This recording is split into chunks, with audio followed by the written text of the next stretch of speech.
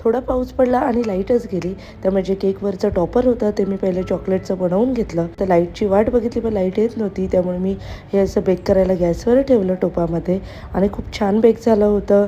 त्यानंतर लाईट आली. मग दुसरा केक आहे तो मी ओव्हनमध्ये बेक केला आणि खूप सुंदर दोन्हीही बेक झाले होते. लगेच केकला आयसिंग करायला घेतली, पण आयसिंग करतानाच मला कॉल आला त्यांना 2 तासामध्ये 3 केक हवे आहेत, म्हणून पहिले ते कम्प्लीट केले आणि ते केक पॅक करून लगेच डिलिव्हरी सुद्धा केले. त्यानंतर हा जो केक होता तो संध्याकाळी डिलिव्हरी करायचा होता आणि त्या कस्टमरला असं पूर्ण असं कॅन्डी ओव्हरलोडेड पाहिजे होतं. जसं कस्टमरने मला फोटो सेंड केला होता त्याचनुसार केक रेडी केला. हे झाल्यानंतर दुसऱ्याही केकची ऑर्डर आली म्हणून केक बेक करायला ठेवले आणि पुन्हा लाईट गेली. आपली व्हिडिओ आवडली असेल तर आपल्या व्हिडिओला लाईक करा आणि चॅनलला सबस्क्राईब करायला विसरू नका. भेटूया पुढच्या व्हिडिओमध्ये.